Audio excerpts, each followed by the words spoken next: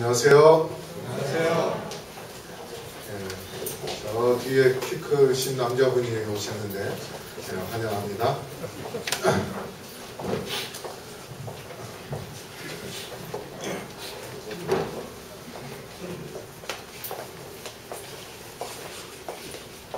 이 시간에 우리 인사하는 시간을 갖겠습니다. 옆에 분들하고 당신을 만나서 행복합니다. 인사하시죠?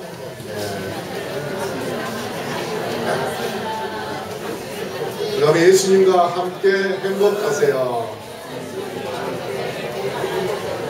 그리고 행복한 천국에 갑시다.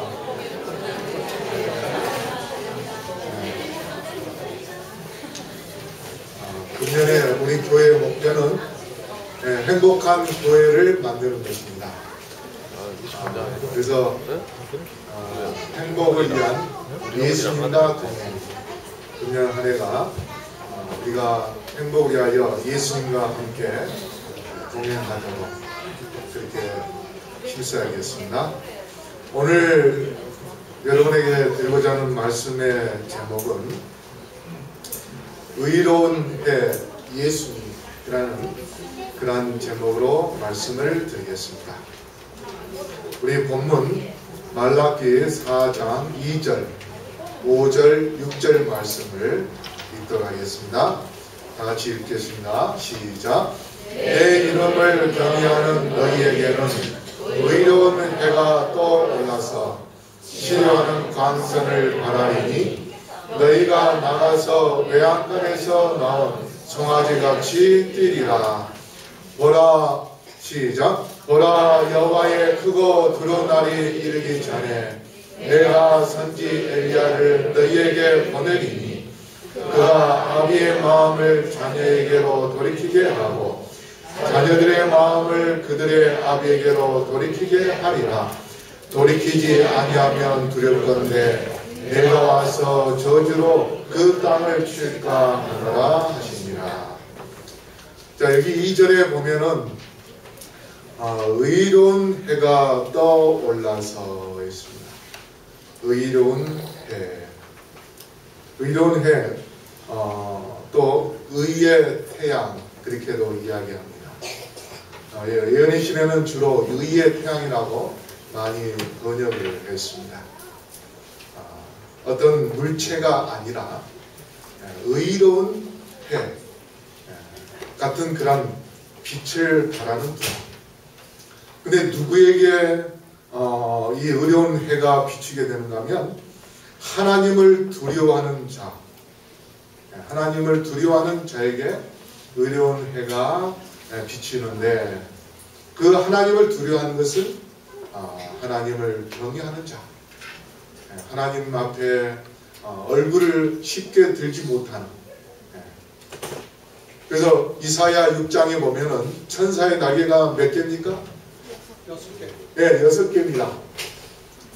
근데 그 6개의 날개를 가지고 하나님의 보호자의 앞에 섰을 때는 2개의 날개로 얼굴을 가리고 2개의 날개는 다리를 가리고 그 다음에 가운데 2개의 날개로 움직이는 그러한 천사들의 모습. 그래서 우리가 천사도 아무 죄 없는 천사도 하나님 앞에서 정말 두려워하는 마음, 존경하는 마음, 경외하는 마음을 갖는 그러한 심령처럼 바로 우리도 하나님을 그런 경외하는 마음을 갖는다면 하나님께서 의의 해를 우리에게 비춰주시겠다. 그렇게 약속을 하셨습니다. 근데 그 의로운 해가 언제 또 올랐는가? SD 주석에 보면은 예수님의 초림과 예수님의 재림 때에 의로운 해가 바로 이 지구에 떠올랐다. 그렇게 이야기합니다. 이 제약세상, 칠흑같이 어두운 그러한 제약세상, 바로 이 세상에 예수님이 마리아의 그 몸에 의하여 태어나는 그 순간 바로 의로운 해가 이 세상에 떠올랐고 그 다음에 이제 마지막 이 세상의 겨울, 그 다음에 이 세상에 칠흑같이 어두운 그러한 새벽이 지나가 나면 새로운 영원한 봄날의 햇빛, 그 다음에 영원한 아침의 태양, 바로 예수 그리스도께서 이 땅에 재림하실 때에, 그때에 또 한번 해가, 의로운 해가 떠오르게 될 것입니다. 그래서 예수님의 초림 때에 예수님께서는 자신을 세상의 빛이라 그렇게 표현을 하셨습니다. 그래서 요한복음 1장 4절에 5절에 그 안에 생명이 있었으니 이 생명은 사람들의 빛이다. 빛이 어둠에 비추되 어둠이 깨닫지 못하더라. 자, 여기 창세기 1장에 보면은 빛을 만드실 때에 영어로 from dark라고 합니다. 어둠에서부터 빛을 만들었다. 그렇게 표현을 합니다. 근데 바로 세상의 빛 되시는 예수님이 이 땅에 태어나셔서 이 어둠에서부터 빛이 나와 우리에게 의로운 해로 의를 비춰주는 그러한 분으로 예수님께서 초림하십니다. 하이픈의 글에 보면 의의 태양은 찬란하게 세상에 나타나서 그의 영광으로 감각들을 현혹시키지 않으셨다. 그리스도에 대하여 그의 나오심은 새벽빛같이 일정하니 라고 기록되었다. 일광은 조용하고 부드럽게 땅을 비추면서 어둠의 그림자를 흩어버리고 세상을 활기 있게 만든다. 그와 같이 의의 태양은 치료하는 광선을 가지고 떠오른다. 여러분 아침에 그 해가 떠오를 때에 일출할 때에 장면을 많이 보십니까?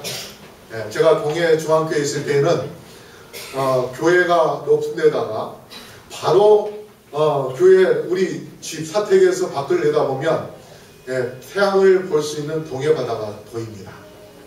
그래서 새벽기도 마치고 교회에 밖에 현관문 바로 나오면은 또 태양이 떠오르는 그러한 장면을 볼 수 있는데, 새벽에 그 조용한 시간에 태양이 떠오를 때에 뭐 메시아의 뭐 핸들 뭐 이런 그 노래가 오케스트라에 의해서 우렁차게 해가지고 떠오르는 것이 아니라 조용한 그런 가운데서 햇빛이 쫙 올라오는 그런 모습을 보게 됩니다.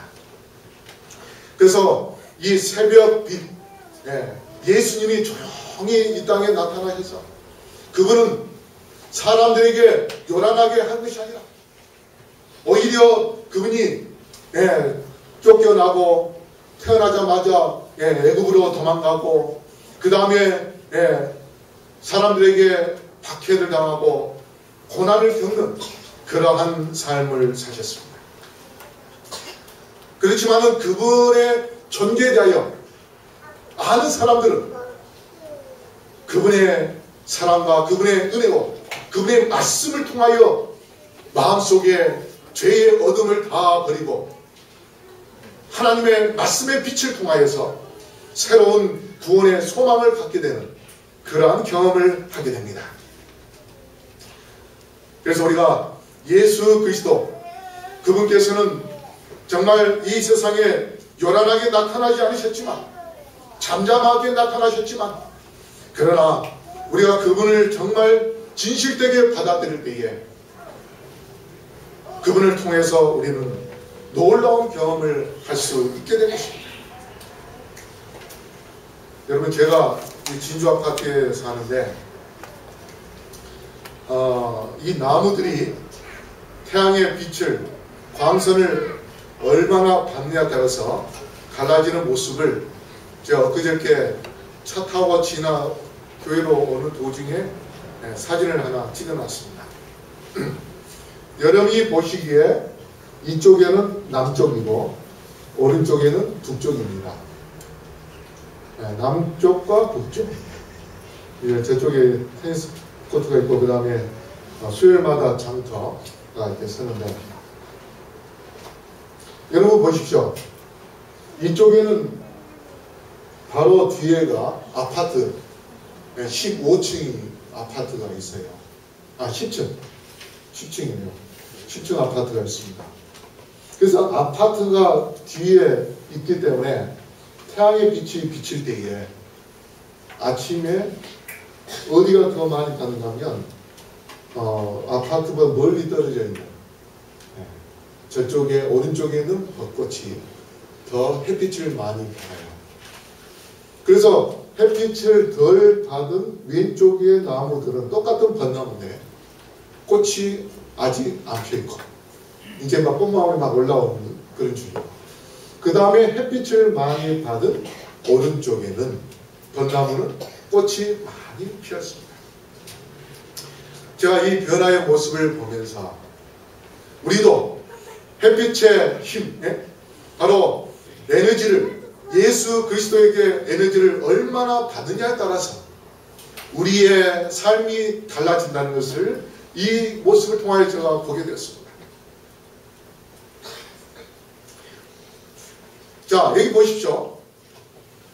얼마나 아름답게 피었습니까? 근데 이 꽃이 피기 전에는 나무가 어떻습니까? 딱딱한 나무입니다. 제가 작년에 왔을 때도 이렇게 보니까 꽃이 꽃마을 막 이렇게 올라올 때쯤 됐는데 벚꽃 축제 한다고 프랑카드 막 걸어놓고 그 다음에 나무마다 이 전구를 달고 그러더라고요. 그래서 아니 꽃도 피나면 아직 한참 남았을 것 같은데 이 사람들이 왜 이렇게 만약에 토요일날 축제면 월요일날 그렇게 준비를 하고 있어요. 그래서 이 사람들이 너무 성급하게 준비한 거 아닌가. 네. 그런데 그 딱딱한 나무에 햇빛이 쫙 이렇게 추위가 지나고 나서 햇빛이 강하게 쫙 비치니까 순식간에 꽃마을이 올라오고 뭐 기다렸다듯이 나무 꽃들이 막 거기에 올라오는 거예요. 솟구치는 거예요. 그래서 일주일 만에 며칠도 안 되는데 벚꽃이 그냥 활짝 피는 그러한 장면을 제가 봤어요. 금년은 아직도 추위가 지나가지 않아서 아직까지 꽃이 확 피지는 않는데 근데 햇빛만 비치면 정말 그 딱딱한 나무에서 어떻게 그렇게 변화가 순식간에 일어나는지. 그러면서 제가 어떤 생각을 먼저 가진가 하면 나무보다 부드러운 사람은 왜 꽃이 피지 않는가?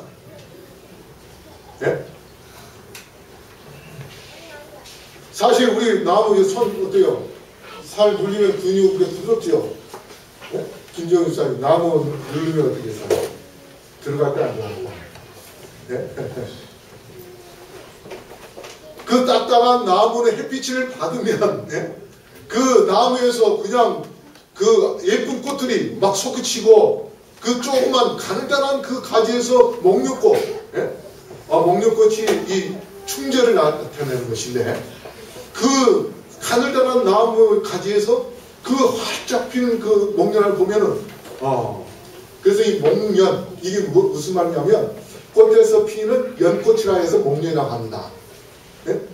근데 그 연꽃 같은 그 꽃이 큰 꽃이 나무에서 피는 것을 보면 그리고 그 딱딱한 나무에서 또 향기 나는 꽃이 꽃 향기 나는 거 보면 얼마나 향기롭습니까?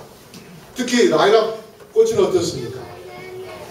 이 코가 막 찡하게 굉장히 찡하게 나타납니다. 그래서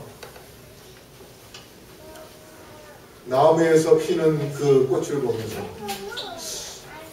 나같이 부드러운 사람도 살까도 꽃이 피어야 될 텐데 피지 않는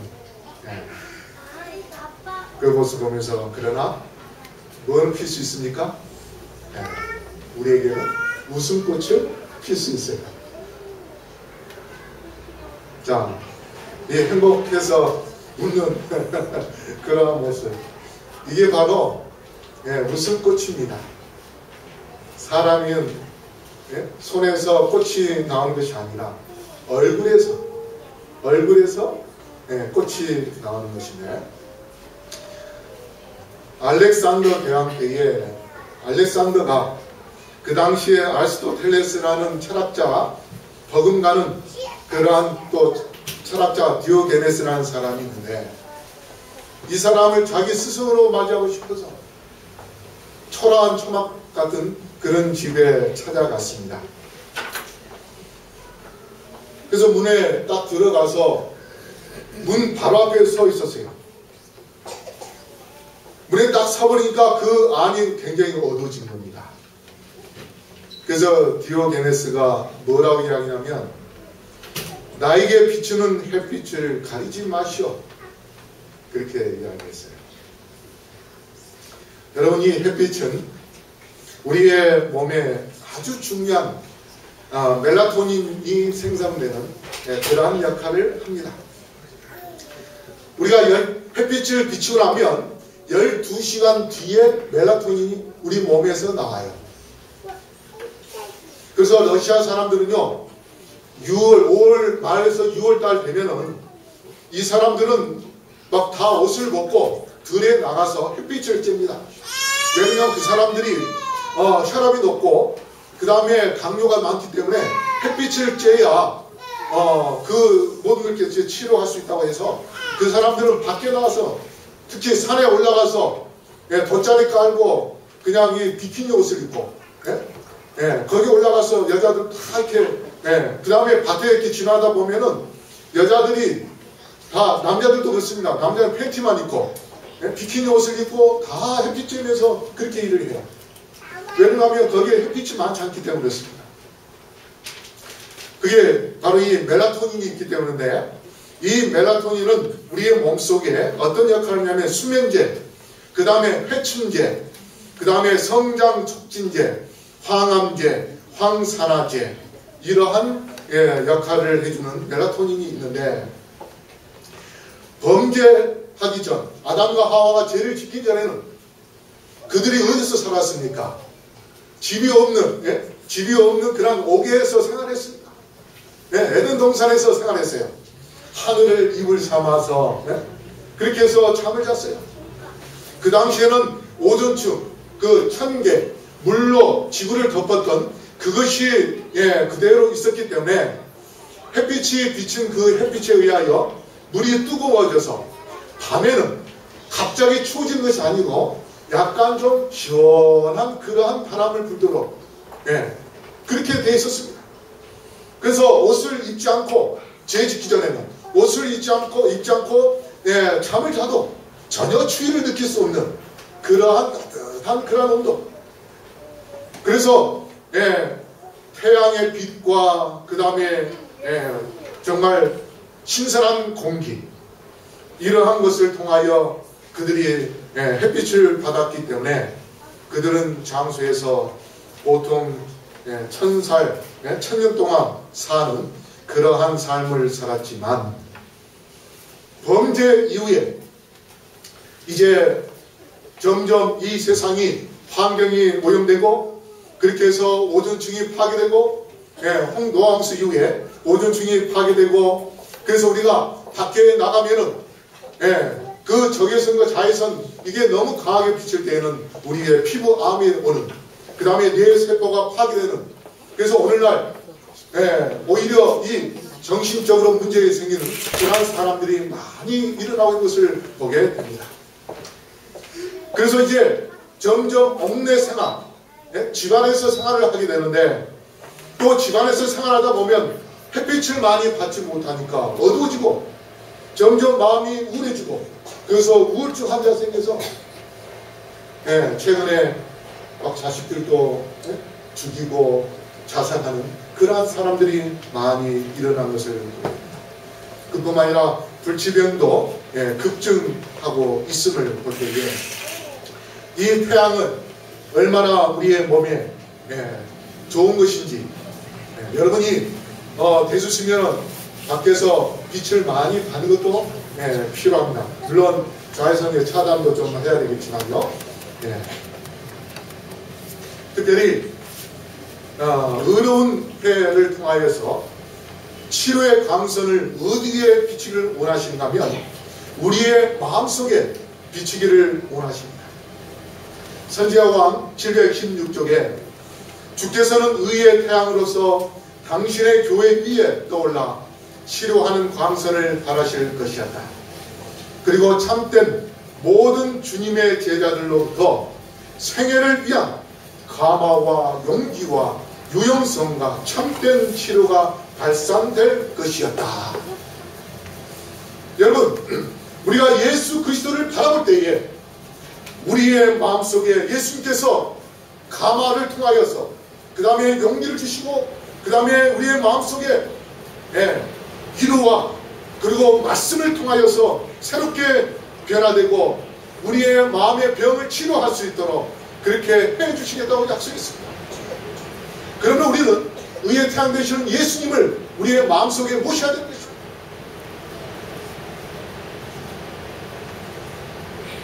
예수님의 재림 전에 우리가 예의로운 해는 또 어떠한 역할을 하십니까?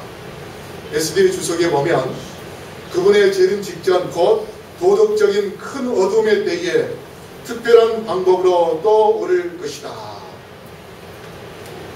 하이픈의 글에 선지자왕 716쪽에 오늘날 하나님께서 임명하신 사자들이 엘리야와 침례 요한의 신령과 능력으로 심판받아야 할 세계를 향하여 그들의 주의를 은혜의 시기의 끝과 만왕의 왕이요 만주의 주로서 예수 그리스도의 나타나심과 관련해서 곧 일어날 엄숙한 사건들에 기울이도록 호소하고 있다.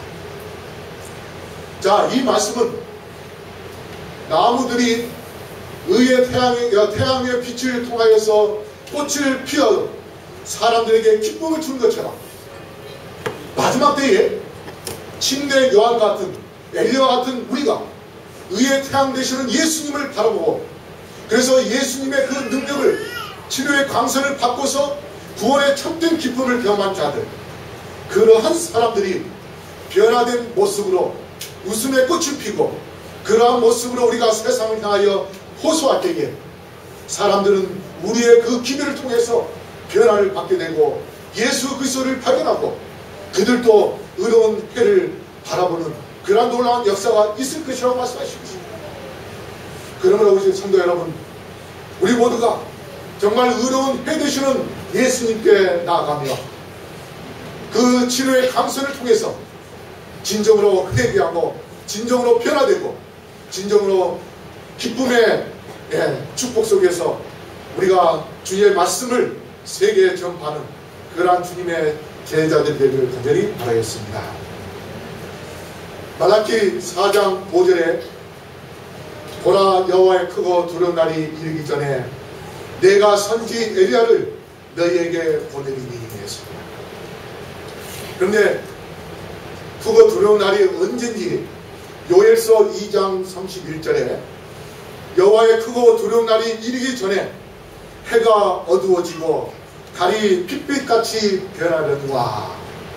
여기 보면 여호와의 크고 두려운 날이 말라기에서 말씀하시면서 선지 엘리야를 보내겠다고 말씀하셨고, 그런데 요엘서에는 여호와의 크고 두려운 날이 이르기 전에 어떠한 징조가 있을 것인지 말씀을 하시는데, 그러면 그때가 언젠가 요한계시록 6장 12절 13절에 우리 다 같이 한번 읽어볼까요? 시작.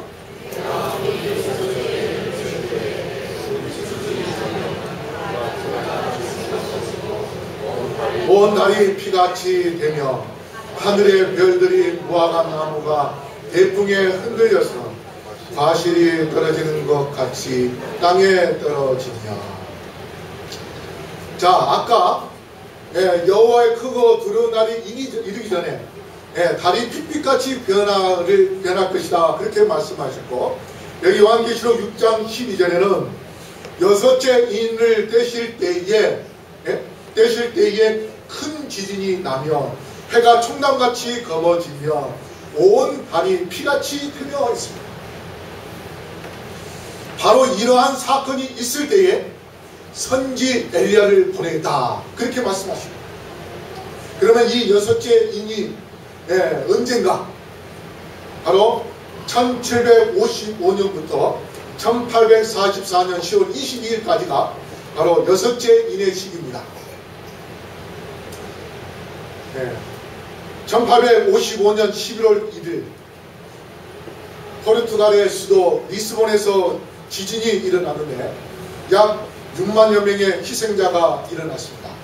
그 당시에 사건에 대하여 이렇게 상상도로 리스본에서 그림을 그린 그런 모습을 볼 수 있습니다. 그 다음에 1월 성신의 징조가 있었는데 해가 어두워지는 것, 1780년 5월 19일 날 해가 떴는데 해가 어두워지었습니다. 그 다음에 같은 날 달이 핏빛같이 변했습니다. 그 모습이 바로 여기에 있는 것처럼 달이 빨갛게 핏빛을 변하는 모습을 보게 됩니다. 그 다음에 1833년 11월 13일 날 별들이 떨어졌습니다.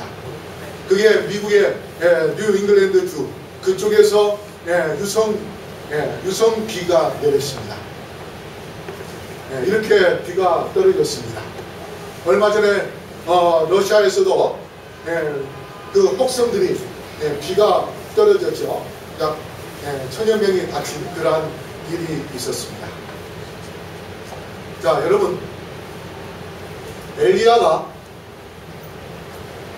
아합 왕 때에 기도하면서 바알을 섬기는 그러한 이스라엘 백성들을 향하여 비 내리지 않게 해달라 했을 때에 3년 반 동안 비가 내리지 않았습니다. 근데 마지막 때에 한때, 두때, 반때 3년 반 동안 예언상, 그것은 1260년인데 1260년 동안 이 땅에 비가 내리지 않는, 비는 성령을 나타내는 것인데, 그래서 AD 538년부터 1798년도까지 이 지구에는 성령이 떠난 암흑시대, 종교 암흑시대가 왔습니다. 그래서 1798년 그때를 전후해서 이제 다시 엘리야가 나타나고 기도해서 비가 내린 것처럼 바로 세상의 마지막 1755년 대지진이 일어난 이후부터 세상에 마지막 징조가 있고, 그러난 다음에 느짐비 성령이 내렸습니다.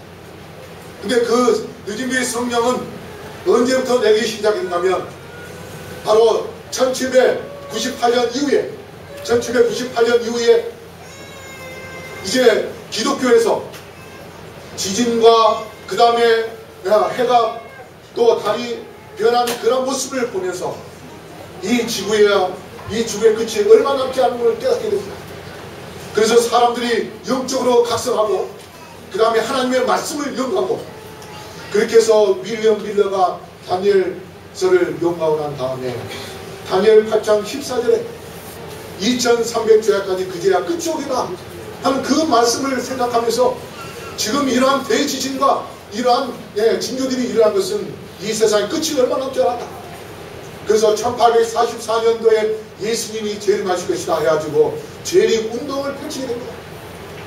그래서 1798년도까지는 종교적으로 암흑시대에 그렇게 살고 있었지만은 이제 사람들이 각성하고 하나님의 말씀을 깨닫고, 그렇게 해서 하나님의 말씀을 통하여 재림 운동이 펼쳐져서 전 세계에 곳곳에서 재림 운동이 일어나게 됩니다. 그래서 선지 엘리야를 보내겠다고 하신 그 말씀이 성취하게 되는데, 바로 그 선지 엘리야가 어떠한 역할을 하는가? 말라키 4장 6절에 그가 아비의 마음을 자녀에게로 돌이키게 하고 자녀들의 마음을 그들의 아비에게로 돌이키게 하리라. 이 말씀은 뭐냐면 아비와 자식의 관계가 틀어져서, 관계가 깨져서 멀리 떨어져 있다가 이제 다시 회복시키는 그러한 운동을 누가 하게 되는가면 선지 엘리야가 하게 된다고 말씀하십니다. 다시 말해서 햇빛으로부터 멀리 떨어질수록 꽃은 피지 않습니다. 그렇죠? 햇빛과 가까워야 뭐합니까? 나무도 꽃이 피듯이. 그래서 제약된 세상에서 살고 있는 그 영혼들에게 하나님의 말씀을 전하여서 그들의 마음을 아비의 마음으로 다시 돌이키게 하는 그러한 복음을 외치는 자, 바로 그들로 하여금 하나님과 관계를 회복시키게 해주고, 그 다음에 믿음으로 말미암아 의를 이루게 하는, 그래서 의로운 해라 그렇게 이야기하는 것입니다. 근데 바로 그 마지막 때에 선지 엘리야가 등장하면 바로 여기에 앉아있는 여러분이 바로 그 선지 엘리야입니다.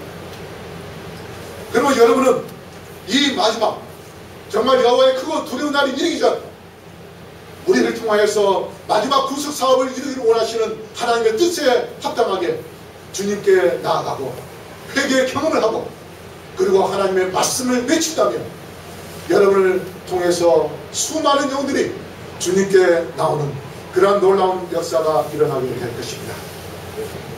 부조와 선지자 719쪽에 보면 소망과 은혜의 기별은 세상 끝까지 전파되어야 한다. 누구든지 나와 하나님의 능력을 붙들고 하나님과 화평을 누릴 수 있고 원하는 자는 평안을 얻을 것이다. 더 이상 이방이 밤중에 흑암에 쌓여있지 말아야 한다. 어두움은 의의 태양의 빛난 빛 앞에서 사라져야 한다.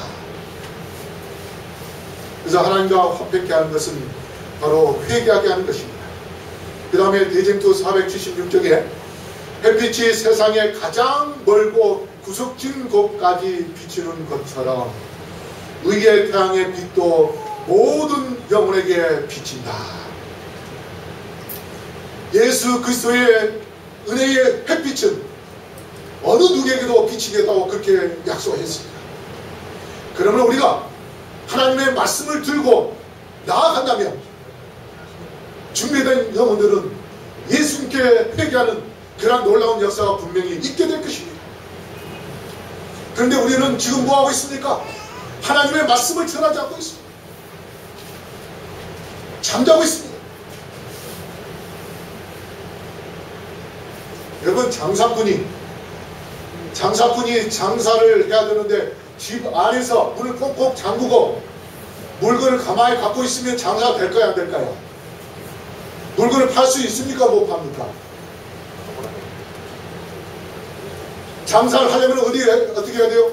문을 활짝 열고 그 다음에 물건을 밖에 보여주고 사람들에게 홍보하고 그렇게 해서 장사를 해야 되는 것입니다. 그래야 하나라도 팔 수 있습니다. 그와 마찬가지로 우리가 선교를 장사라고 생각을 해보십시오.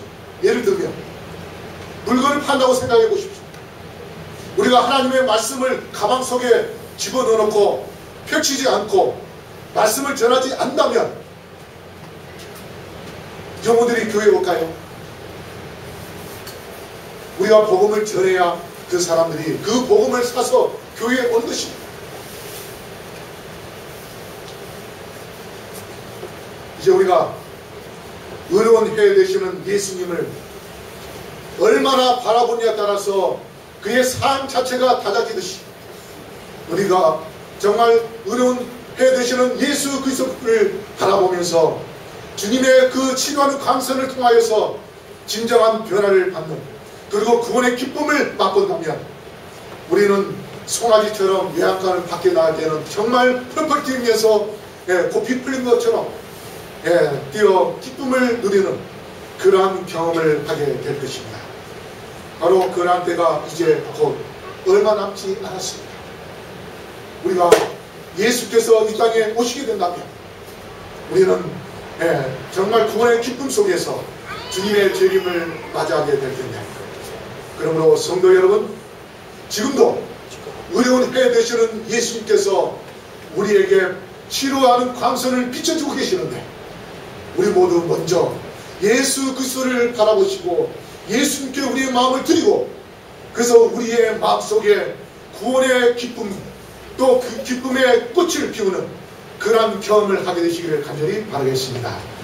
그리고 난 다음에 내 자신이 정말 변화되어서 온전한 변화된 그런 모습으로 우리가 복음을 들고 나아가 엘리야처럼 아비에게 자식들의 마음을 돌이키게 하는 그러한 놀라운 역사 속에서 구원의 축복을 경험하고 그리고 많은 영혼들이 주님께 회개하는 그러한 놀라운 구원의 열매를 맺혀 예수 그리스도께서 이 땅에 오실 때에 우리 모두 진정한 의로운 해 되시는 예수님과 함께 저 하늘나라에 가서 이제 해도 필요 없는 하나님의 보좌에서부터 흘러나오는 그 빛을 통하여 영원한 행복과 영원한 생명을 누리시는 우리 모든 성도님들 되기를 바라면서 말씀을 마치겠습니다.